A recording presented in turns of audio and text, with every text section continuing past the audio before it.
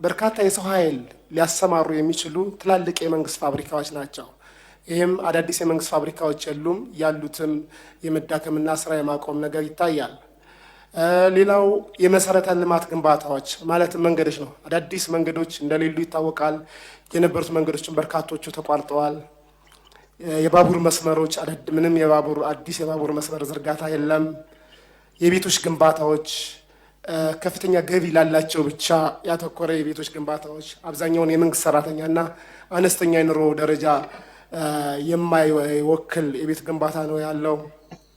የመስኖ ግድቦች ከዚህ በፊት የተጀመሩ የመስኖ ግድቦች በርካታዎቹ ተቋርጠዋል። በተለያየ የቴክኒክ ችግር ምክንያት ምንም አዳዲስ የመስኖ ግድቦችን ደግሞ አናይም። የኤሌክትሪክና የቴሌኮሙኒኬሽን ማስፋፊያዎችም ችግር አለባቸው። እነዚህ ችግሮች የወጣት ስራ አጥ ቁጥርን ለመቀነስ እንቅፋት እንደሆነ ይገለጻል። ይህንን ግዙፍ የወጣቶች ስራ አጥነት ችግር ለመፍታት ለመሆኑ መንግስት ምን እየሰራ ነው? ከላይ ለጠቀስኩት የኢኮኖሚ ችግር አባባሽ ምክንያቶች ውስጥ በዋነኝነት የሚጠቀሰው በሀገሪቱ ውስጥ ያለው የሰላም እጦት ነው። ይህ የሰላም እጦት በዋነኝነት ግጭት ባለባቸው በአማራ፣ በኦሮሚያ፣ ትግራይና ጋምቤላ ይስተዋላል። ነገር ግን ግጭት በሌለባቸውም የዲሞክራሲ መብታቸውን ለማስጠበቅ በሚሞክሩ የመዋቅርና የማንነት ይከበርልን ጥያቄ ባነሱ ግለሰቦችም ከፍተኛ የሰብአዊ መብት ጥሰት እንዳለ ለምሳሌ በደቡብ ክልል አባላት ይጠቅሳሉ በተደጋጋሚ ጊዜ። ይህንን የሰላም እጦት ለመቅረፍ በተደጋጋሚ ጊዜ የታጠቁ ኃይሎች መካከል እውነተኛ ድርድር እንዲደረግ፣ የፖለቲካና የህሊና እስረኞች እንዲፈቱ፣ የንጹሐን ጥቃት እንዲቆም ላለፉት 3 ዓመታት ወትውተናል። ሆኖም ምንም እንኳን መንግስት ቀደም ብሎ ከኦሮሚያ ታጣቂዎች ጋር በቅርቡ ደግሞ በአማራ ክልል ከሚንቀሳቀሱ የታጣቂ መሪዎች ጋር ድርድር አደረግኩ ቢልም ምንም የተሻሻለ የሰላም ሁኔታ እንደሌለ ነዋሪዎች ይገልጻሉ። አፋብን ወይም አማራ ፋኖ ብሔራዊ ንቅናቄ የሚል መጠሪያ ያለው 15 አመራሮችን የያዘ ድርጅት አማራ ክልል ያሉ ታጣቂዎች መስርተናል እያሉ ባሉበት ወቅት መንግስት ደግሞ እነዚህ ኃይሎች ከድርድር አግደናቸዋል ከሚሏቸው ኃይሎች ጋር ድርድር ላይ መሆኑ ለሰላሙ ምን ያክል ይጠቅማል? አዲስ ከተመሰረተው አፋብን ተብሎ ከሚጠራው ድርጅት ጋር መንግስት ድርድር ጀምሯል ወይ?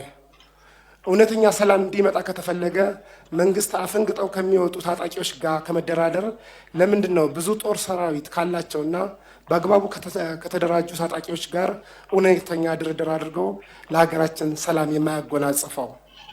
መንግስቶ የውስጥ ሰላምን ሳያረጋግጥ በተደጋጋሚ የሚነሳውን በርካታ የልማት ጥያቄ፣ የወደብ ጥያቄ፣ ስኬታማ ምርጫና ሀገራዊ ምክክርስ እንዴት ሊያሳካ ይችላል?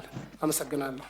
ክቡራትና ክቡራን፣ ህዳሴን ካለ 1 ብር እርዳታ ካለ 1 ብር ብድር ያሳካ መንግስትና ህዝብ ፕሮጀክት አይሰራም ሊባልማ አይችልም። ግፍ ነው።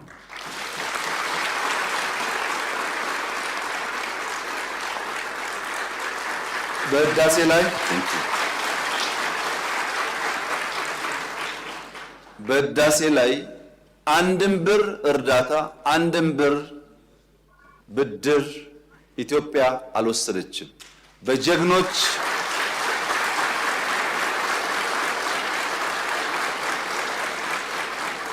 በጀግኖች ኢትዮጵያውያን ቁርጠኛ አቋም በሀገር ውስጥም በሀገር ውጭ ያሉም ኢትዮጵያውያን በቁርጠኝነት ጨክነው በጋራ ቆመው ስለሰሩ የተከወነ ፕሮጀክት ነው። ግን በዚህ አላበቃም። ህዳሴ ከአፍሪካ አንደኛውን ሰርተናልና ሌላ አያስፈልግም እኮ አላለችም ኢትዮጵያ። በአፍሪካ 3ኛ የሆነውን ኮይሻ እየገነባን ያለ ነው። የንፋሱን ሳልጨምር በርካታ ፕሮጀክቶች ይሰራሉ። ፕሮጀክት ቆሟል፣ ሜጋ ፕሮጀክት የለም ለተባለው እውነት ነው፣ ፕሮጀክት የለም።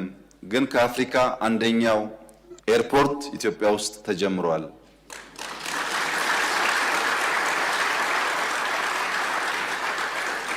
እንደዚህ ያለ ፕሮጀክት ኢትዮጵያ አስባም ሰርታም አታውቅም።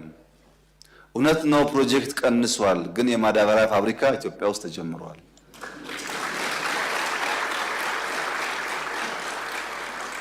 ፕሮጀክት ቀንሷል። የጋዝ ፌዝ 1 ጨርሰን ፌዝ 2 እና ሪፋይነሪ እየሰራን ነው። በሜጋ ፕሮጀክት በፕሮጀክት ክትትል፣ በፕሮጀክት አፈጻጸም፣ በፕሮጀክት አመራር እንኳን ኢትዮጵያ ውስጥ ድፍን አፍሪካ ገና ከኢትዮጵያ ይማራል። ድፍን አፍሪካ። ክቡራትና ክቡራን 7 ቀን ቀንና ማታ በየጥሻ ውስጥ የምንዞረው ፕሮጀክት ተጀምሮ ሳያልቅ እንዳይቆም ነው።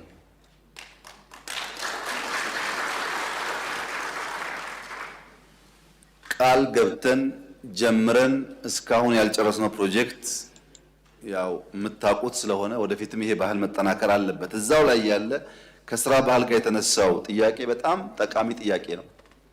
ነገር ግን መሻሻሎች አሉ። በተለይ ሴቶች ላይ። ሁለተኛ በሺፍት መስራት። አዲስ አበባ ውስጥ እኮ በ3 ሺፍት የሚሰራ ፕሮጀክት በጣም ብዙ ነው። ለይ 6 ሰዓት ወጡ እና ተመልከቱ። ክሬን ታያላችሁ፣ ላይት ታያላችሁ፣ የትራክ እንቅስቃሴ ታያላችሁ። ገጠር አካባቢ ስትሄዱ እኔ በቅርቡ ጅማ ሲሄድ አንዱ የገረመኝ ነገር የጅማን የኮሪደር ስራ የላንድስኬፕ ስራ 80-90% የሚሰሩ ሴቶች ናቸው። ይሰራሉ፣ ቤተሰብ ያግዛሉ። ወንዶች ብርቶች ናቸው፣ ይቅማሉ፣ ከተሰራ ይሻማሉ። ይሄ የቃሙ ከሚሰሩ ሴቶች መሻማት መቀነስ አለበት።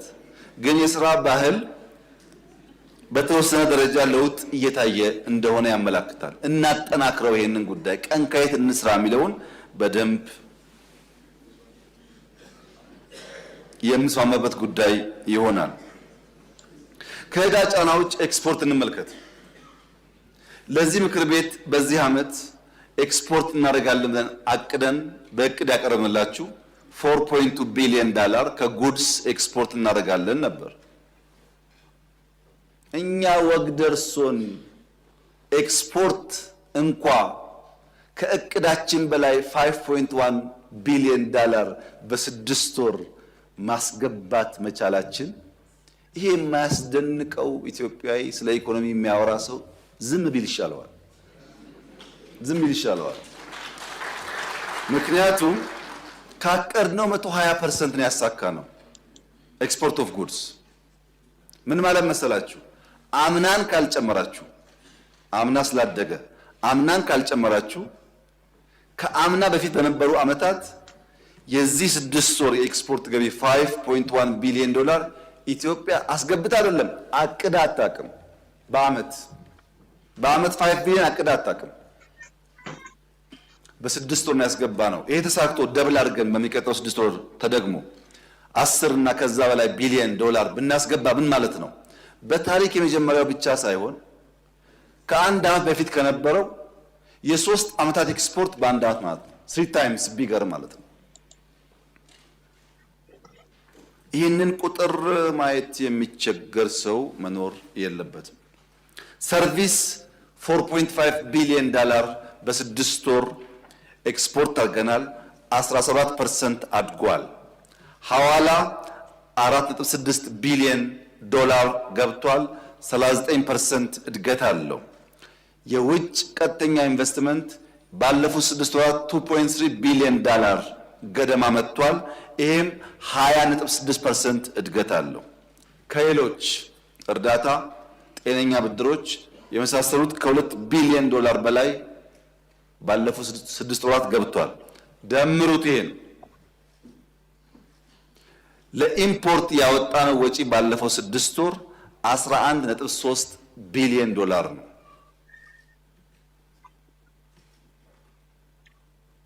ባወጣነው ባስገባነው መካከል ፖዚቲቭ ትሬንድ የታየው በቢሊየንስ የታየው ባለፉት 6 ወራት ነው። ካስገባነው $11.3 ቢሊዮን ኢምፖርት ውስጥ 39%ቱ ካፒታል ጉድስ ናቸው። ይሄ ኢኮኖሚ ምን ያክል ጤናማ ጉዞ ላይ እንዳለ ያመለክታል። ነዳጅ፣ ማዳበሪያ ሲጨምሩበት ደግሞ አብዛኛው ወጪያችን ጤናማ በሚባል ሴክተር ላይ እንደዋለ ያሳያል። በዚህ ምክንያት ኦፍ ኮርስ $3.4 ቢሊዮን ከዚህ ቀደም እናስገባ የነበረውን በሀገር ውስጥ ማምረት በመቻላችን ጭምር ነው ኢምፖርቱ እንደዛ የቀነሰው። በዚህ ምክንያት ሪዘርቫችን የውጭ ምንዛሪ አነሰ ተባለው የተከበሩ ምክር ቤት አባል በኢትዮጵያ ታሪክ በእርሶም በአባቶም ዘመን ኖሮ የማያውቀው ሪዘርቭ ዛሬ ኢትዮጵያ ያላት በኢትዮጵያ ታሪክ እና የውጭ ምንዛሪ አሁን ካለን በብዙ ጥፍ ማደግ አለበት የሚል ጉጉት ካሉት እኔም ከርሶ ጋር ነኝ። አሁን ካደረግነው በላይ ማደግ አለበት፣ ትክክል ነው። ግን ከነበረው ጋር አያወዳድሩት። በጣም ቀንና ጨለማ ማለት ነው። ብርሃንና ጨለማ እንደማወዳደር ያህል ነው። የኢትዮጵያ ሪዘርቭ አሁን ያለበት ደረጃ በጣም በከፍተኛ ደረጃ ተሻሽሏል። ተሻሽሏል ማለት ግን በቅቷል ማለት አይደለም። ስለዚህ በአብዛኛው የኢኮኖሚ አመላካች ሲታይ የተከበረው ምክር ቤት የመጨረሻ ዘመኑም ስለሆነ የተሳካለት ምክር ቤትም ስለሆነ እስካሁን ካሉ ምክር ቤቶች የተሻለ ውጤት ያመጣ ምክር ቤት ስለሆነ ኮራ ብሎ ደረቱን ነፍቶ ስራ ሰራው ቢል ይሻለዋል።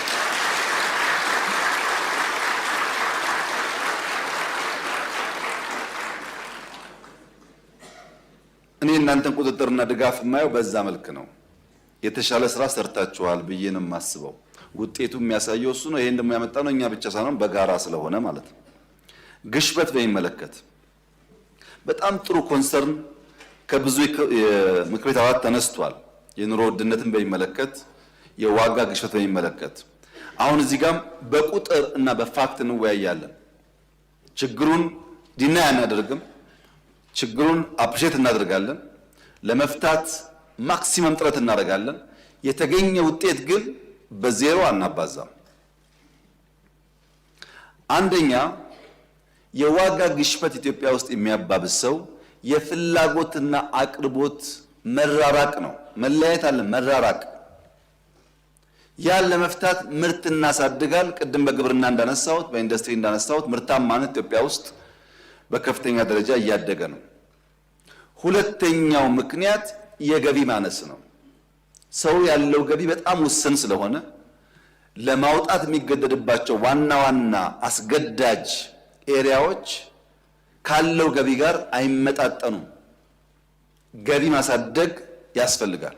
ለዚህ ነው አምናም ዘንድሮም ደሞዝ የጨመር ነው። በየዓመት ደሞዝ መጨመር እኮ አይቻልም፣ አይታሰብም።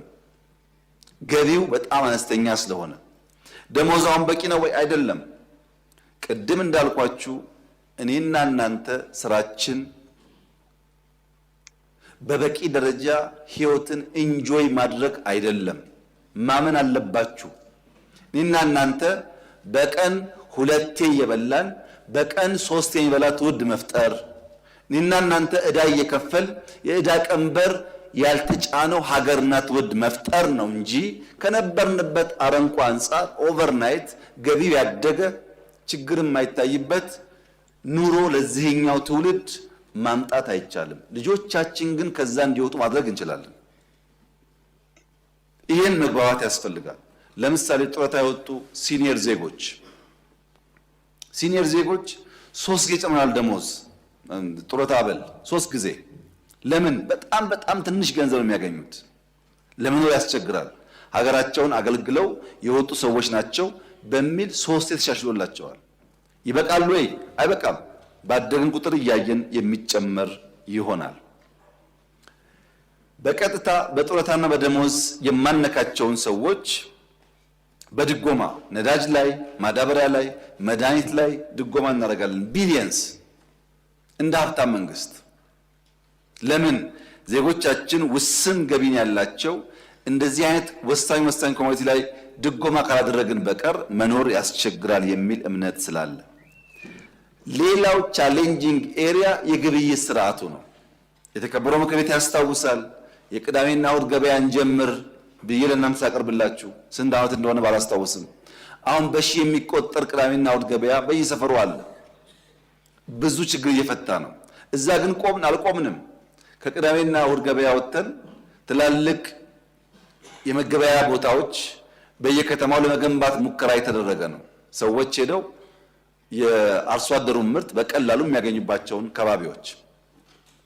ከዚያ በተጨማሪ የዛሬ 6 ወር የጀመርነው ዘመን ገበያ የሚባለው በቴሌኮም የተሰራው ቨርቹዋሊ የሚያገበያየው የገበያ ስርዓት ዛሬ በ6 ወር ጊዜ ውስጥ 464 ነጋዴዎች ይሳተፉበታል። ምን ማለት ነው? 464 ሱቆች አሉት ማለት ነው። ቨርቹዋሊ የቀረበው ኮሞዲቲስ ከ18000 በላይ የሚሸጡ ጉዳዮች ኦንላይን አሉ። ቅርጫ ይጨምራል፣ ቅቤ ይጨምራል። ይሄ ጉዳይ ባህላችን ስለሆነ ማለት ነው። አዲስ አበባ ብቻ ሳይሆን ከሞላ ጎደል በሁሉም ከተሞች ይሰራል። 6 ወር ነው። አስቡ 6 ዓመት ሲሆን የት እንደሚደርስ። የእሑድ ገበያ እንደ ዋዛ ጀመርን፣ በሺዎች ደረሰ። በየሜዳ ከምንሰጣ ቦታ እና በጅለታልን መስራት ጀመር። በዚያ ከምንቆም ቴክኖሎጂ እንጠቀማል። እሱም እድገቱ በጣም ተስፋ የሚሰጥ ነው። የግብይት ስርዓቱ የራሱ ፋይዳ ስላለው ለግሽበት ማለት ነው። ሌላው የበጀት አስተዳደር ነው። ቅድም እንዳነሳሁት ከዚህ ቀደም የነበረ ሁኔታ ዴፊሲት ሲኖር ከናሽናል ባንክ እንበደራለን፣ ብር ይታተማል፣ እሱ ገበያ ውስጥ ይረጫል። የራሱ የሆነ ኔጋቲቭ ኢምፓክት ነበረው። አሁን ግን በትሬጀሪ ቢል ብቻ አይሆን ከናሽናል ባንክ አንበደርም ብለን አምና ሳንበደር ዘንድሮም ሳንበደር መጨረስ እየጀመርን ነው። ይሄ ጉዳይ የኛ ኢንፍሌሽን ለመግራት ለማስተካከል አንዱ ቁልፍ የማክሮ ስብራት ስለሆነ ያን ለማድረግ እድል ሰጥቷል። ከዚህ ውጪ የተከበረው ምክር ቤት ከዚህ ከወጣችሁ በኋላም ዳታ አገላብጣችሁ እንድታዩ የምፈልጋቸው አንዳንድ ወሳኝ ኮሚቴዎች አሉ። አንዳንድ ኤሪያስ አሉ። አንደኛው መብራት። የመብራት ቢል ኢትዮጵያ ውስጥ ያለው የመብራት ቢል ከመላ አፍሪካ ዘ ቺፐስት የሚባል የመብራት ቢል ያለው ኢትዮጵያ ውስጥ ነው። ዘ ቺፐስት ከመላ አፍሪካ። ኢትዮጵያ ውስጥ በኪሎዋት አወር 0.05 ሴንትስ ይከፈላል። 0.05 ሳንቲም ነው በኪሎዋት አወር የሚከፈለው። ሩቅ ሳንሄድ እዚህ ኬንያ ብንሄድ 0.19 ሳንቲም በኪሎዋት አወር ይከፍላሉ። ከኛ 280% ይጨምራል። ዩጋንዳ ብንሄድ 0.1 ሴንትስ በኪሎዋት አወር ያስከፍላሉ። ከኛ በ260% ይጨምራል። ሩዋንዳ ብንሄድ 0.13% ያስከፍላሉ፣ 160% ይጨምራል። እነዚህ ሻል ያሉት ናቸው። በዚሁ አካባቢ 500 እጥፍ ይበልጣል። ትቼው ነው እሱ እንዳታው። መብራት በሃውስሆልድ ሌቭል ለዜጎቻችን the cheapest የምናቀርብ ሀገር ነን። ይሄ ለኢንፍሌሽን ቀጥታ ትርጉም አለው። ሁለተኛ ውሃ። በሃውስሆልድ ሌቭል ኢትዮጵያ በሜትር ኪዩብ 0.32 ሳንቲም ታስከፍላለች ለውሃ። ናይጄሪያ ብትሄዱ 0.65 ነው። የኛ 0.32 ነው። የናይጄሪያ 0.65 ነው። ከእጥፍ በላይ ማለት ነው። ኬንያ ብትሄዱ 1.15 ነው የሚያስከፍሉት፣ ከአራት እጥፍ በላይ ማለት ነው። ሳውዝ አፍሪካ ብትሄዱ 2.4 ሴንትስ ያስከፍላሉ። የኛ 0.3፣ የደቡብ አፍሪካ 2.4።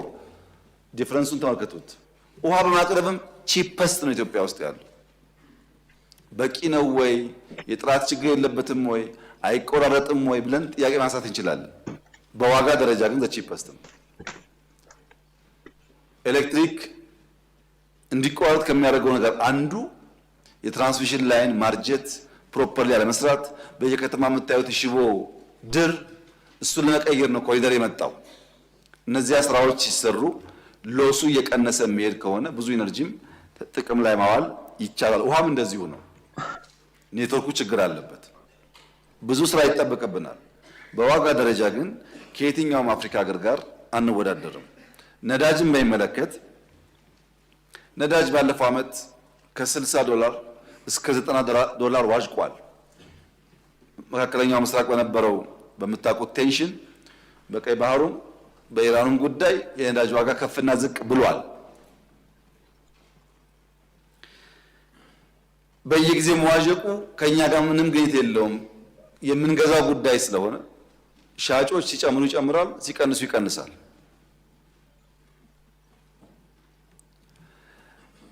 በየጊዜውም ዋጋ ተቀያየረ የተባለው እንደዚህ አይመስለኝም። በሌላ ዓለም እኔ የማውቀው በነዳጅ ማደያ በየቀኑ የነዳጅ ዋጋ ይለጠፋል። በየቀኑ አንዴ ይጨምራል፣ አንዴ ይቀንሳል።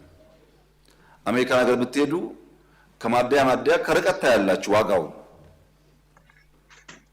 እኛ ባለፈው 1 ዓመት ተኩል የነዳጅ ዋጋ የቀየርነው 7 ጊዜ ብቻ ነው። እየተሸከም ነው፣ አብዞርብ እያደረግን በየወሩ ሲጨመር ከጨመርን ህዝባችን ይጎዳል በሚል ማለት ነው። በዋጋ ደረጃ ስንመለከት ጅቡቲ ነዳጅ ጅቡቲ ከተማ ውስጥ 269 ብር ነው ህጋዊ ዋጋው። ናይሮቢ 220 ብር ነው ህጋዊ ዋጋው። ካምፓላ 218 ብር ነው ህጋዊ ዋጋው። አዲስ አበባ 129 ብር ነው ህጋዊ ዋጋው። በፈለጋችሁት መመዘኛ ሳናመርት ከውጭ ገዝተን ፖርት ሳይኖረን በየመሃሉ የተቀሸበ በድጎማ ኃይል ግን ከኛ ሰፈር ካሉ እና ፖርት ካላቸው ሀገራት ያነሰ ዋጋ ነው የምናቀርበው።